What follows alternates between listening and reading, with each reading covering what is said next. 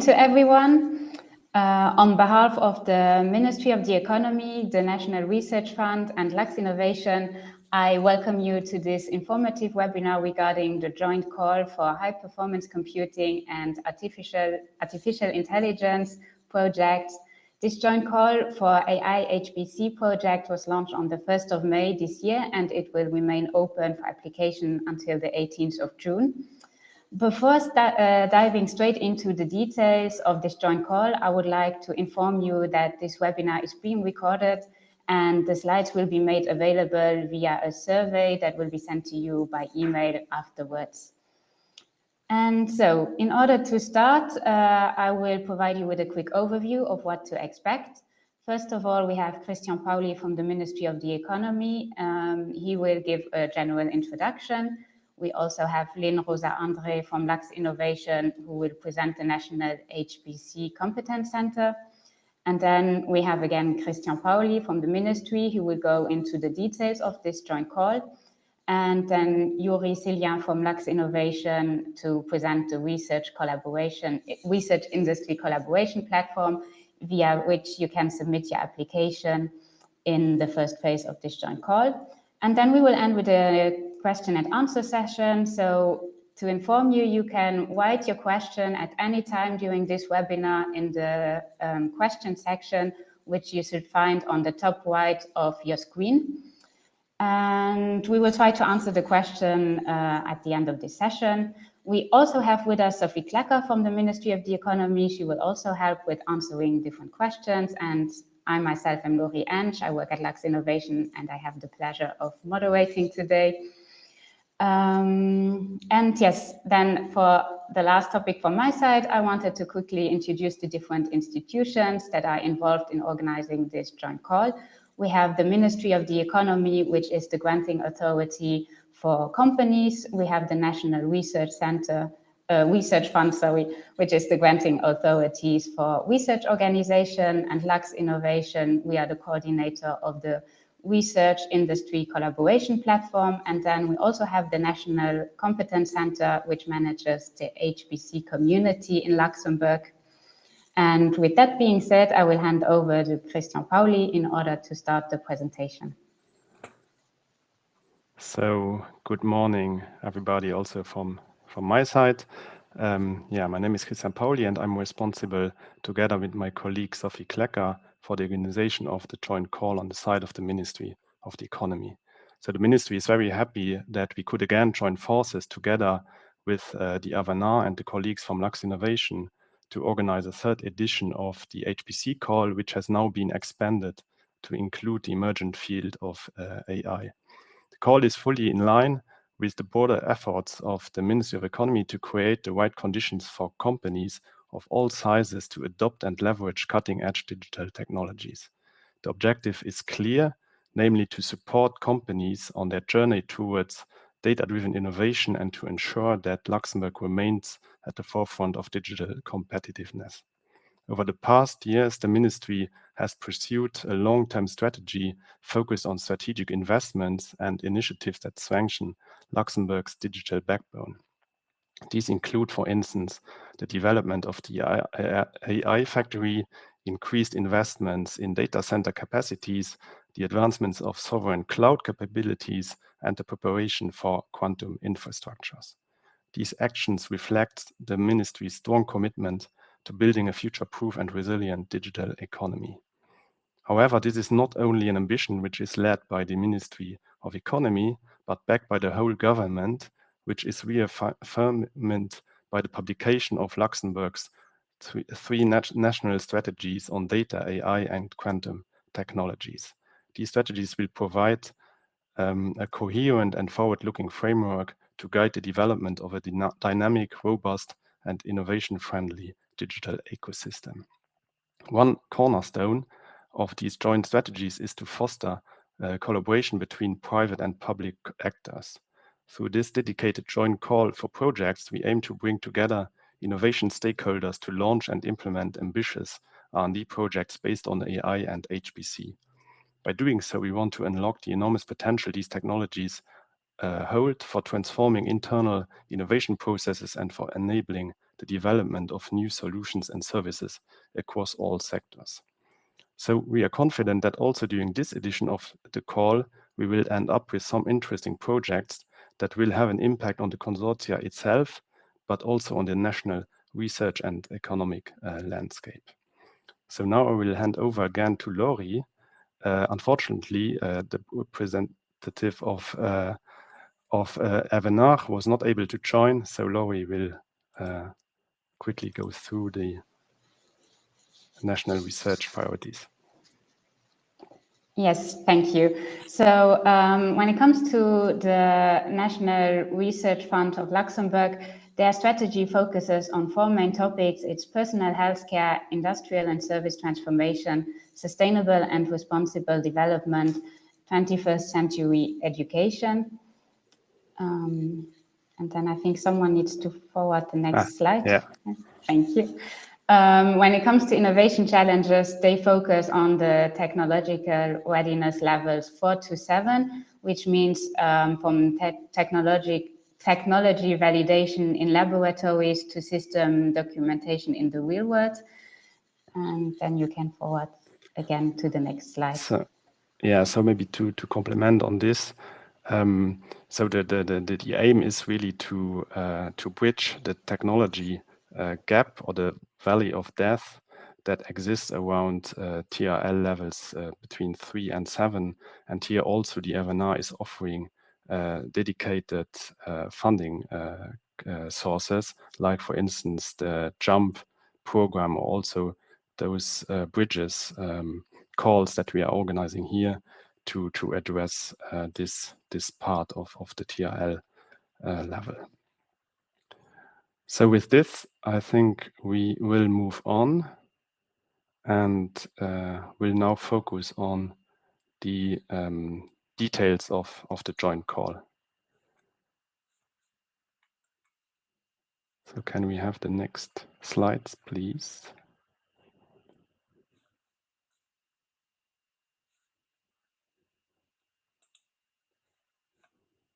Yes, here we are. Thank you. So now I come to the interesting part of this webinar, namely the details of this joint call. So the aim is, or the general aim is, to offer an funding opportunity that supports consortia in or for the integration of cutting-edge AI and or HPC technologies into companies' internal innovation processes, and also for the development of new solutions and services that are based on these technologies. The other aim is also to implement high quality, high impact and innovative applied R&D projects that are based on these technologies. I think you are all aware that AI and HPC offers enormous potential and are innovation accelerators. For instance, in fields like simulation and virtual prototyping, where it can cut design cycles, or also can de-risk transfer to market, also for solving large and complex problems with many parameters, big data analytics, or automation of repetitive tasks and improved prediction accuracy. Last but not least, also AI and HPC enables the creation of new improved products and services, ranging, for instance, from intelligent software solutions to new data-driven innovation and new market businesses. This year's joint call pursues certain objectives, and the general approach is to facilitate collaborative projects between public research institutions and companies that are based on AI and or HPC and that are valuable for both parties. So this is very important that both, okay, I see Saktivel is there. Hello, morning. Some issue. You hear me? Yeah, we can hear you. Okay. Sorry for being late. No problem. Okay, so I will go on with the presentation. So it's very important that the project is an effective collaboration between two partners that work both intensively on the different research activities. The objectives of the call are the support of innovation and sustainable value creation through strong partnerships, also the increase of the company's innovation capability in AI models and HPC applications. Further, the call should also enhance the attractiveness of Luxembourg as an innovation hub based on advanced technological research in AI and HPC, and it should also encourage the implementation of innovative projects that contribute to the development of Luxembourg's industrial and economic landscape and that are in line with national strategic priorities. Sorry, I was too fast. So a few words to the call topics. Here it is important to say that the R&D project should address complex and forward-looking challenges that results in new solutions or services that either outperform existing technologies or significantly accelerate their development. So projects must also tackle key issues that are relevant to industry, science, and society at large. And in addition, projects must also clearly justify the integration of AI and or HPC technologies and demonstrate how their proposed products, processes, or services will benefit from the innovation. Within the call, we have defined 3 distinct application areas. You will see that these areas are quite broad. So on the one hand, we concentrate on AI for industry and scientific innovation, then also on HPC for advanced simulations and data processing. And as a third application area, we target a combination of the two, so cross-domain projects combining AI and HPC.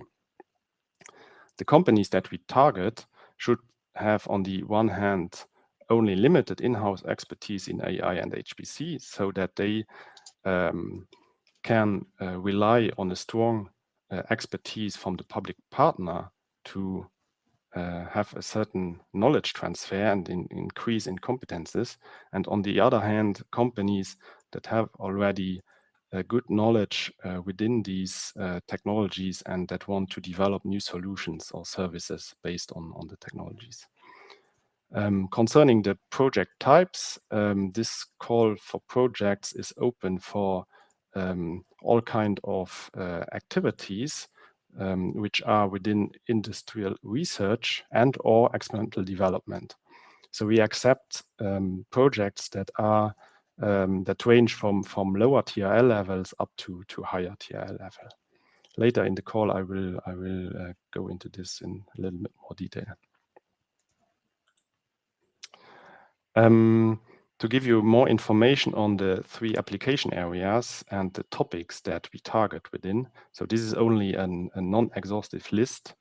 So for instance, in the case of AI, we target projects within the field of machine learning driven solutions, for instance, AI-based automation, AI-powered decision support, or AI-enhanced control algorithms. So more information can also be found in the call text. In the case of HPC, for advanced simulation and data processing, we focus on large-scale simulations, for instance, for engineering, design, material science, big data analytics, or also advanced predictive modeling and forecasting of complex systems. Important to say is that also projects that want to make use of quantum emulators that are accessible via HPC can submit, for instance, for doing quantum simulations in material science, in energy applications, or next generation technology development. And then, of course, last but not least, also cross-domain projects that combine AI and HPC are eligible, for instance, in the field of development and deployment of large-scale AI models for predictive analytics or optimization tasks, for instance. Now, in the following, I will give a short overview of the more general eligibility criteria for companies. So those criteria are based on the national state aid law, and it foresees that only private companies that are registered in Luxembourg are eligible for direct funding by the Ministry of Economy. or companies that are in the course of being established, but that must be established at the latest when the project will be submitted during phase 2. Further, the company must also demonstrate its viability and financial soundness regarding its contribution to the project, and it shall also demonstrate the positive impact of the project outcome on the growth and also future assets of the company. On the other hand, a company is considered not to be eligible if it falls under the category of being in difficulty. So there is a criteria based on a European state aid regulation that says that, for instance, if half of the subscribed share capital has disappeared as a result of accumulated losses, a company is considered to be in difficulty, and this is a clear no-go criteria, so the company will then be not eligible for funding. There is one exception, which is given for startups that are younger than 3 years. So in that case, these companies fall not under this criteria. Well, now I hand over to Saktivel, who is there and who can then go on with the slide. Yeah, thank you, Christian. I hope you hear me. You hear me? Yeah. Okay. Yeah. So good morning, everyone. Sorry for being late. I think I tried all my best to join as soon as possible, but it didn't work out. Now I restarted my computer and it works fine. I missed few slides earlier. Maybe I would like to mention, if you are new to FNR, if you are new to Luxembourg Public Research Innovation System. So my name is Shaktivel. I work as a program and innovation manager at the National Research Fund, FNR Luxembourg National Research Fund. So we have various programs for various activities, and this joint call fits into Bridges program. I think some of you already heard about it. The purpose of Bridges program is it's a bridging the funding gap, or establishing the collaboration between the public and private partnerships. So I think 3 years before we started with some calls working on different topics, defense, HPC, agriculture, and so on. And this year, along with Mako and Luxinnovation, this also strategically decided to go with this the third time the HPC, high performance computing, along with AI. So this is the background. So it's basically a bridges call for the partnership between the public and private companies. Now, if you ask what is the eligibility criteria from the public institution side, the public institutions should be located, situated in Luxembourg. So I think who are those institutions. Basically, the University of Luxembourg, which has a few the research centers like SNT or LCSB and so on, C2DH. And we have a list: Luxembourg Institute of Science and Technology, LISER, and Luxembourg Institute of Health. All the public institutions who are doing research in Luxembourg. So they are eligible.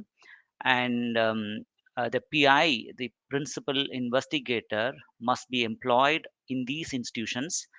Even if they have fixed term contract, this is fine, but only condition is the remaining work contract should cover the project duration.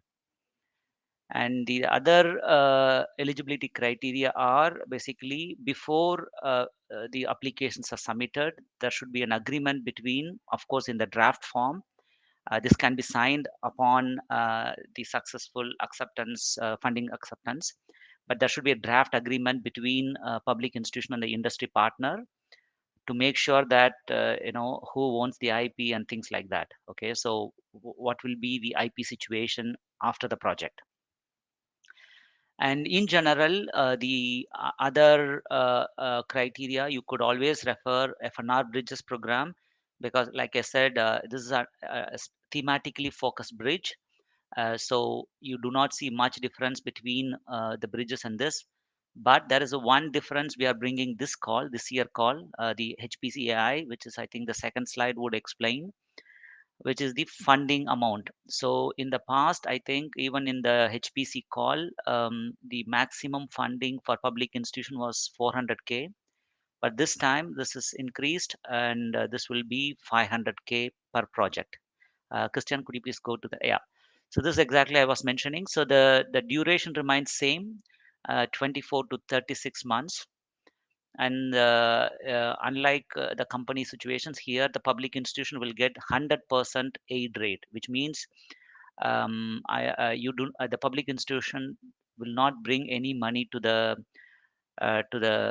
project. So 100% money goes from FNR to the public institution.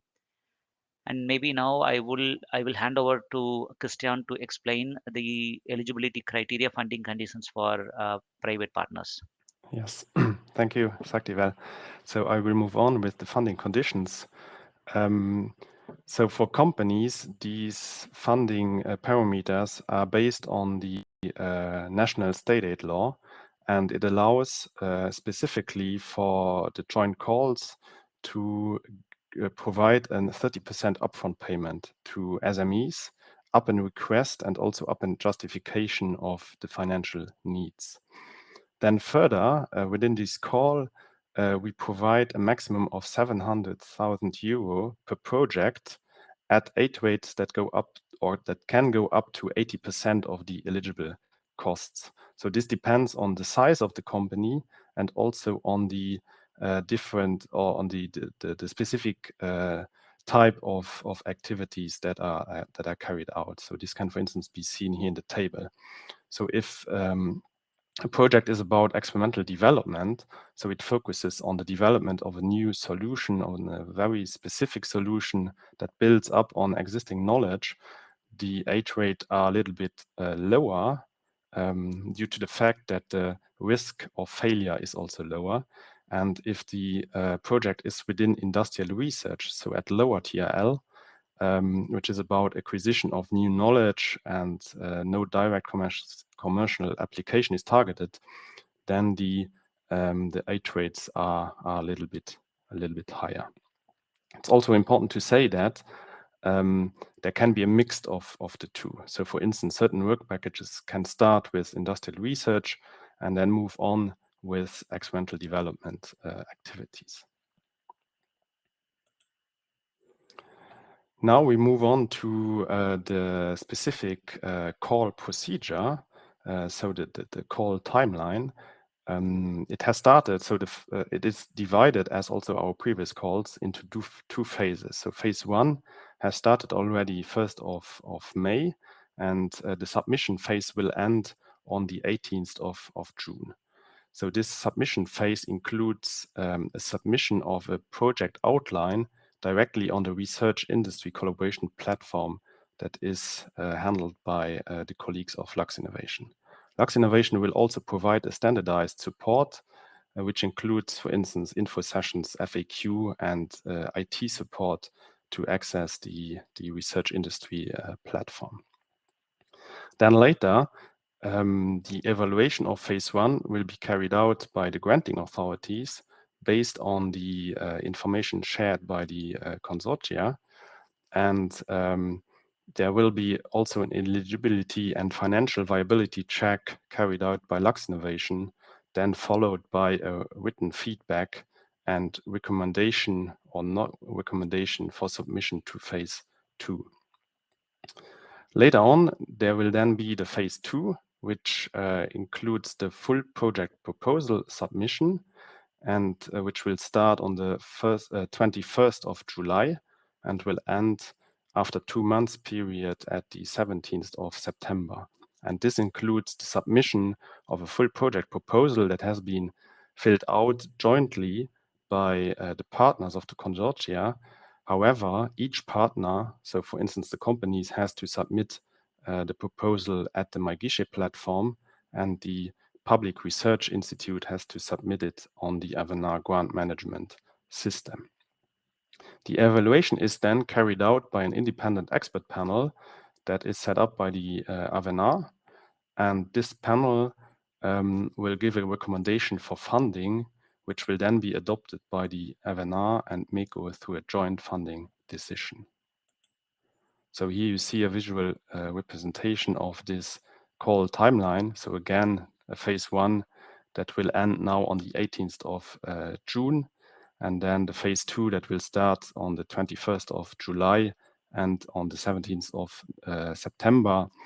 And then the panel will probably come together in November, and the joint decision will be then published latest on January 26.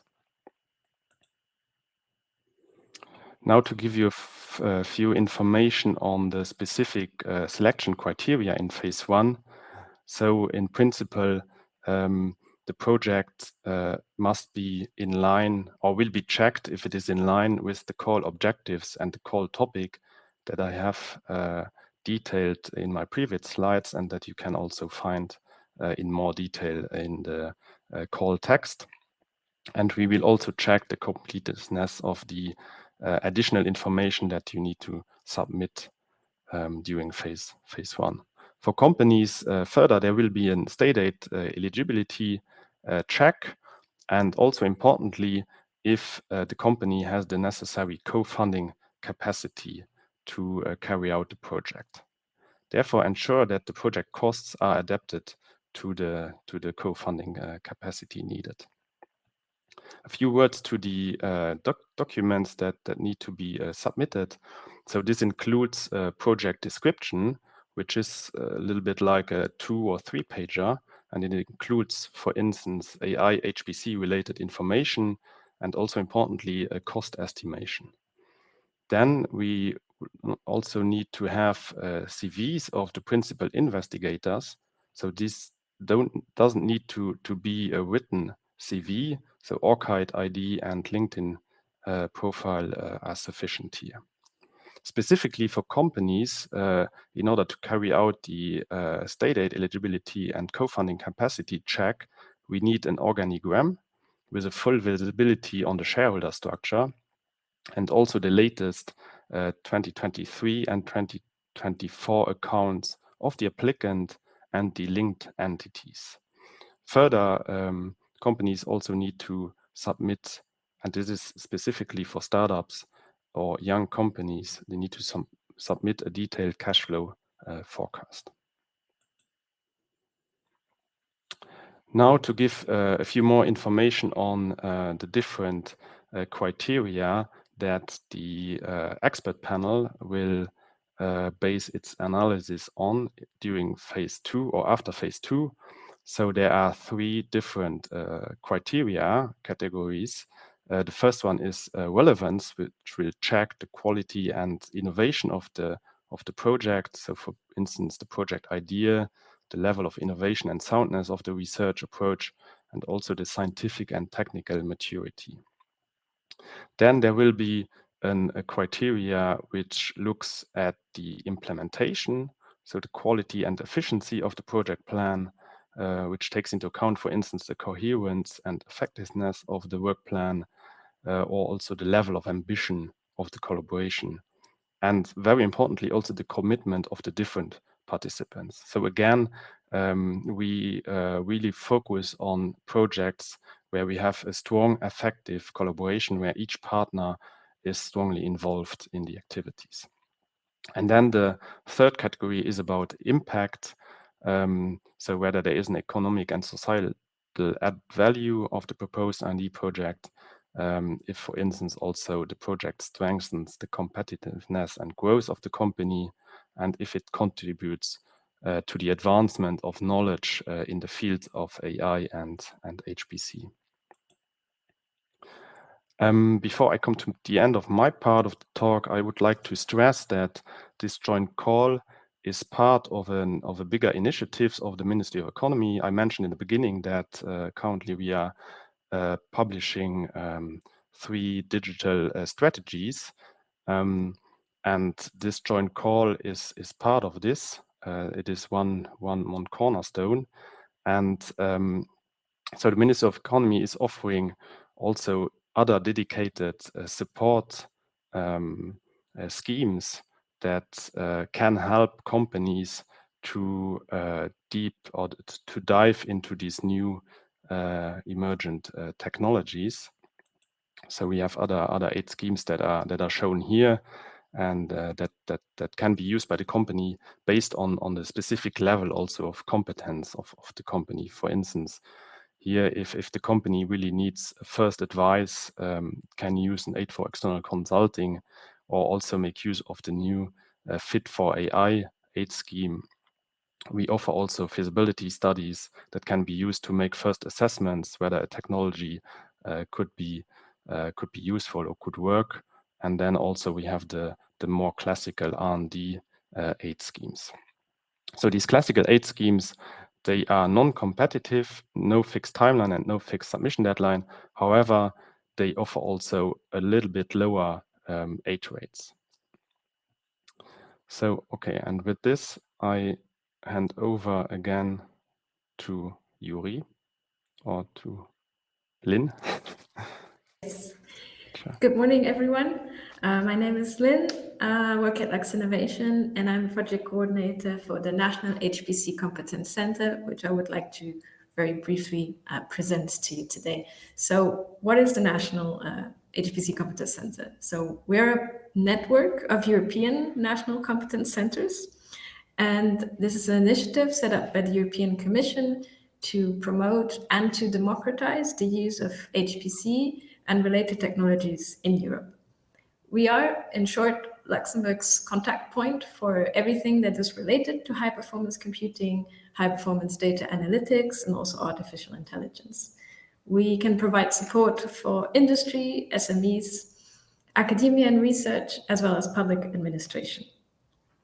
We are a multidisciplinary team, and there's 3 partners. So to start off, there's the University of Luxembourg, who is focusing on education and training in HPC, as well as support for researchers and scientists, of course. Then we have Lux Provide in the consortium, which makes us stand out from a lot of other national competence centers who are more on the academic side. As you know, Lux Provide is the company operating our national supercomputer Meluxina, and they specialize in providing commercial HPC access. And Lux Provide also has dedicated programs to facilitate accessing HPC resources to SMEs and to startups. Finally, there's Luxinnovation in the consortium, who is coordinating this initiative. And as Luxembourg's National Innovation Agency, we are well connected with the innovation ecosystem, and we support companies in their R&D and innovation projects.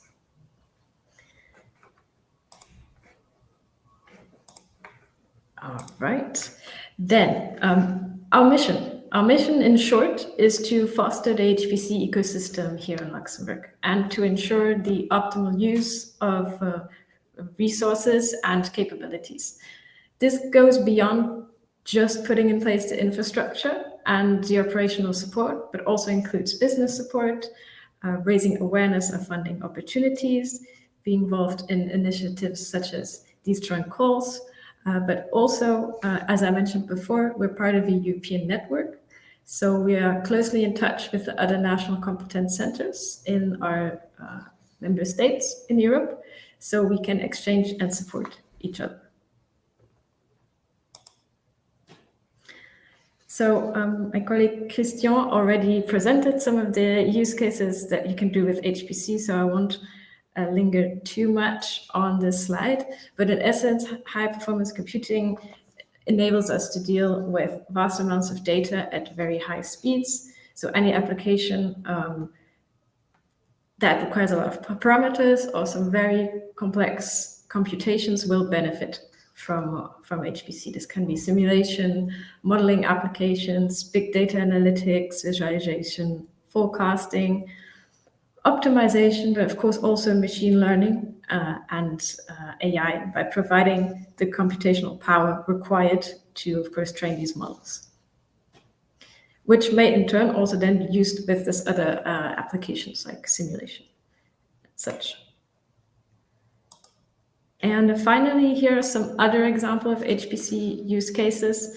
I invite you, so you can find more use cases if you click on the link in the upper right corner when you receive the slides.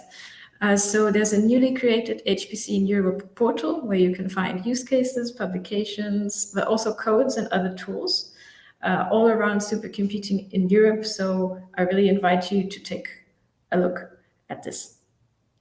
And with this, I hand over back to my colleague Yuri. Yes, thank you very much, Lynn, and good morning, everyone. I'm happy to see that so many of you have joined today's session.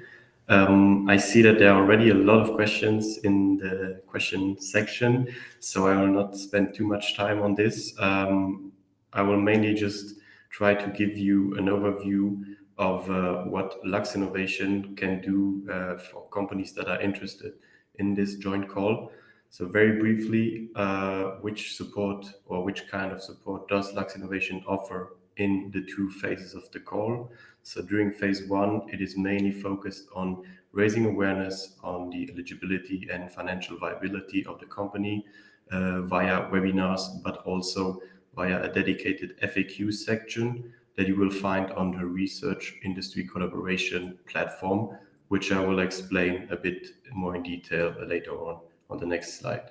And then during phase two, Luxinnovation also gives support to companies, and this support is more in depth regarding your projects.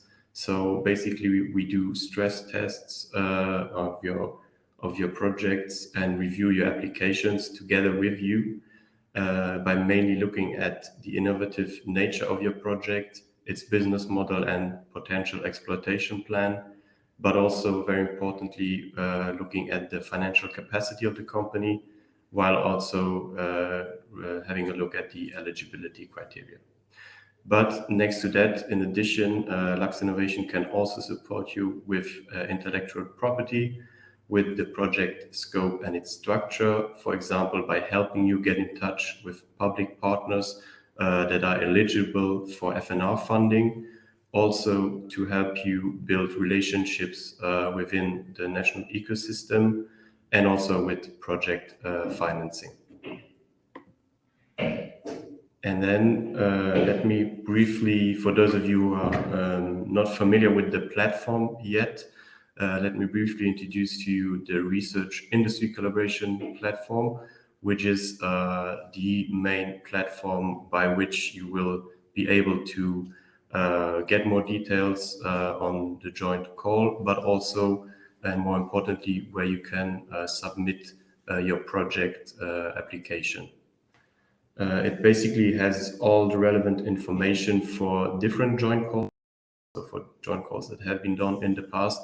But of course, the focus now is on the current joint call for AI and HPC. This is also where you can find a replay of the webinar that will be uploaded once the webinar is over. But then a very first and important step to actually be able to access any of this is that you have to create an account on the platform, which you can do by going directly to the platform, clicking on the login button and creating an account. There is a link in the slides where you can access the same procedure as well. And this is really the crucial step for you to be able to access various elements in relation with the joint call. So now then, once you have created this account on the platform, you will see that there's a dedicated section for the joint call AI HPC 2025. The call text is published there, so you will have full access to the entire call text, giving you all the elements needed to draft your project idea. But you will also have the possibility, as you see on the right side, to browse existing project ideas that are already published by other applicants, or you can share your own ideas of a project if you haven't already identified a partner for your potential project. But then again, the most important step would be to create your application for phase one on the platform. Here you can access a sort of questionnaire where you will provide more information on the project, on what you plan to do, on how it is connected to the call objectives. And basically, it is roughly 10 to 12 questions with a character limit, where you will be asked to provide a concise and brief outlook on the project by touching upon the main objectives of the call. More to that, when creating your account, you will also be asked whether it's for the actual company or whether it's for the research institute. And later on, when you have found a partner and you decide to collaborate on a project, it will be necessary to validate also each other on the platform so that you can both access the same project. And I do believe that is all from my side. So I thank you very much for your attention. And I will now hand over back to Laurie for the Q&A session. Okay, perfect.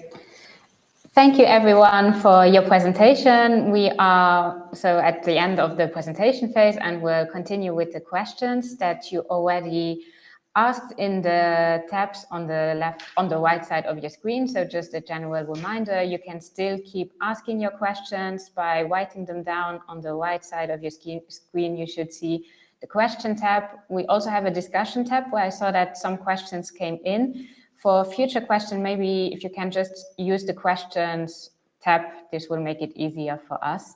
And then I will dive in with the first question that was asked, and I think, well, I think this one is for you. The question is there any conflict between the JUMP program and this call, or can they be considered complementary? Yes, so if I understood correctly, so the if you have a running JUMP program, so running call, the expectation is, if the project is completely different, so of course one can apply to this call, this program. But if the project is having an overlap with the existing JUMP project, the expectation is to let the JUMP project complete, and then because the joint calls are going to continue even the next year. There are some joint calls going to happen, and you can also always think to apply next year's, not immediately this year. I think that will answer. If not, maybe you can also open, I don't know, they have a chance to open up their mic. Is there any way they can speak? No, this is not possible. Okay. So the only interaction can be in written. No problem. I think I answered. If not, then you text it again. I will check it. But the answer is, if there is an ongoing JUMP and if the new project is not having any overlap, then there is no problem. You can apply to this call. But if there is a significant overlap, then I would suggest you wait the JUMP project is getting completed, and then you can apply next year. Okay. Yeah, general information, if an answer should be not clear enough, the next slide I will put our contact, so you can always contact us after the webinar as well for further explanations. And then I will jump into the next question that hasn't been answered in written yet. So is it possible for an entity, company or research institute to participate in multiple consortia under this call?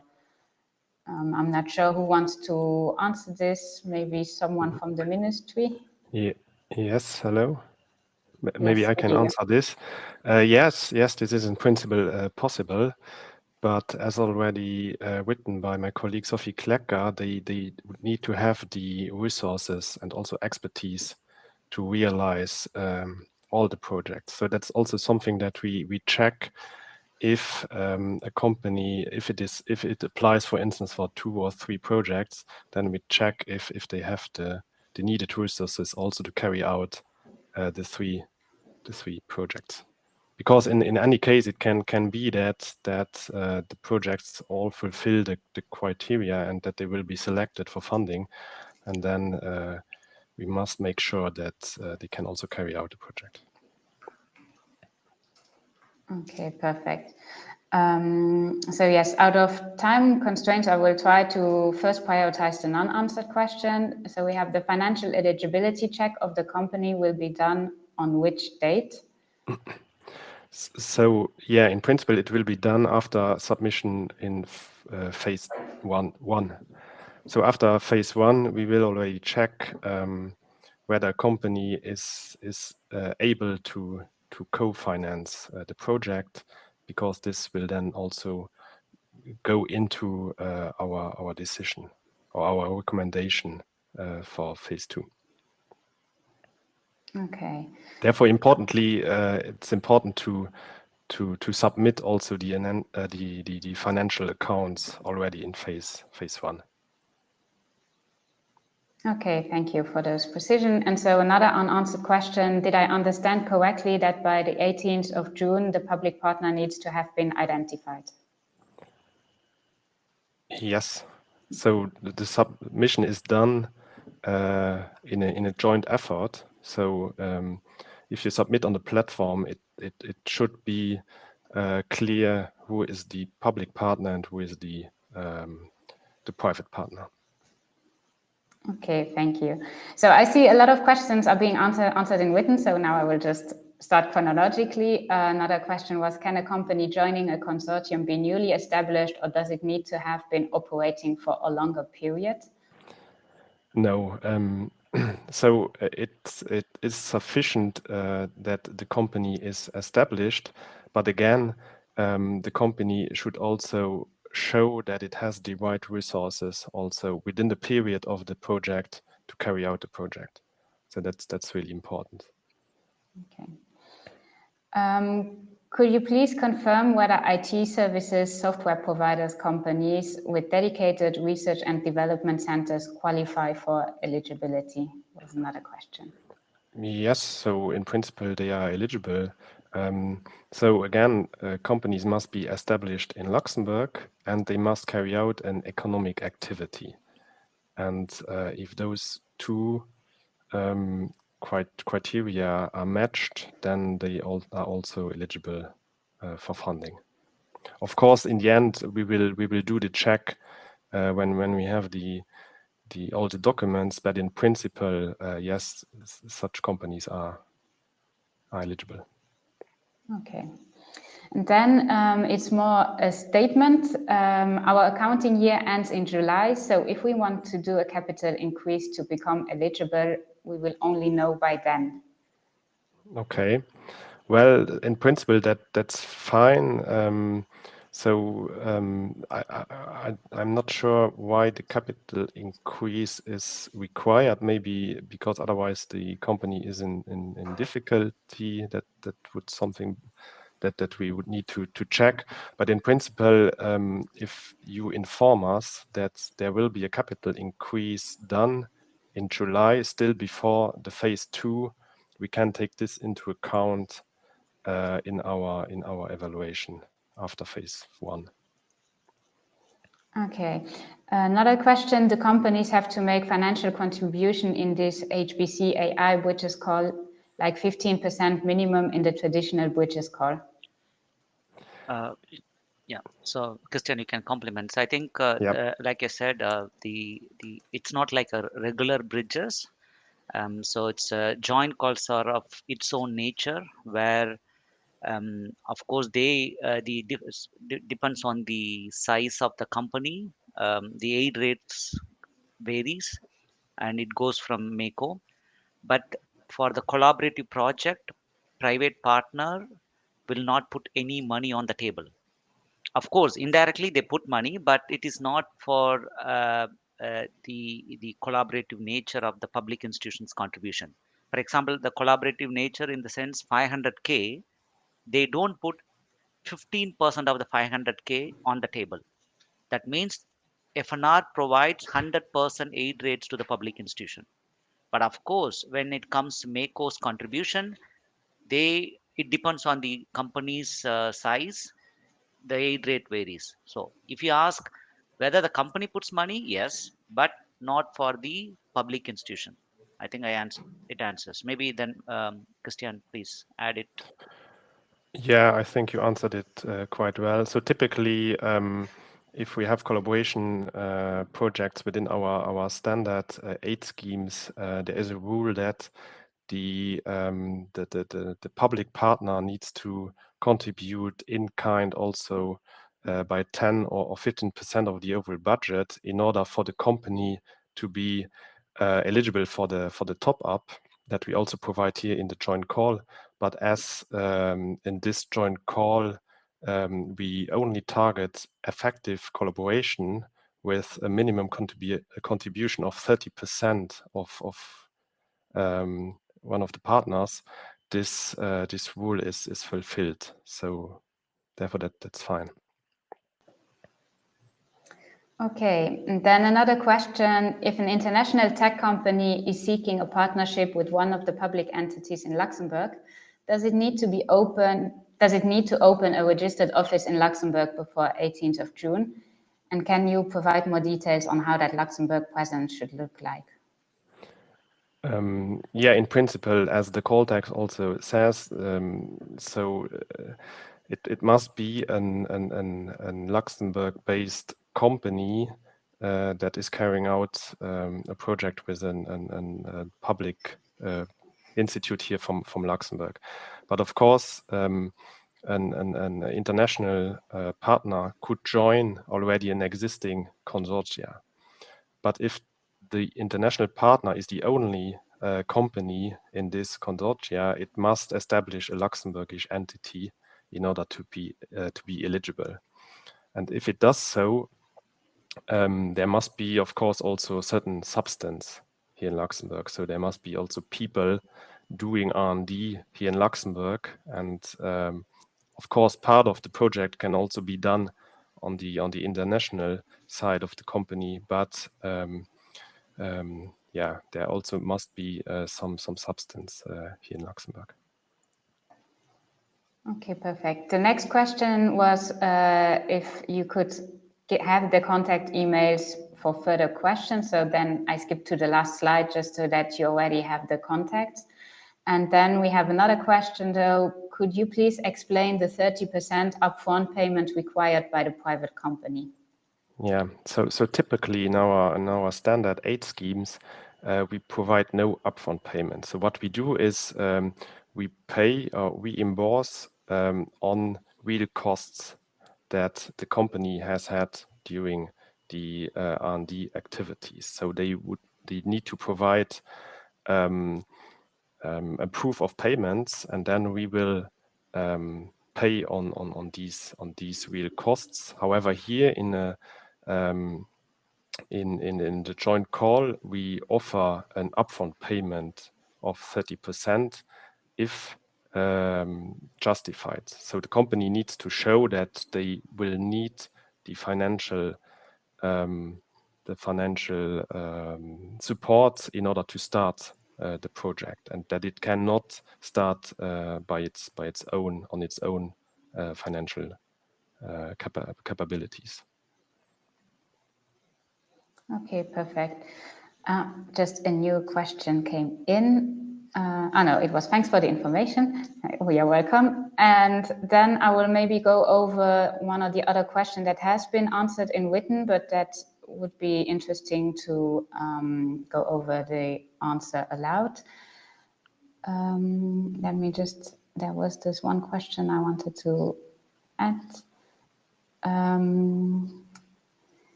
So after the first phase, can the company enhance their application before the second phase starts? And Sophie responded already in written that the proposal to be submitted at phase 2 is more detailed and can be enhanced compared to the phase 1 proposal, as long as the main lines and objectives remain unchanged. So not sure if anybody wants to further elaborate on this.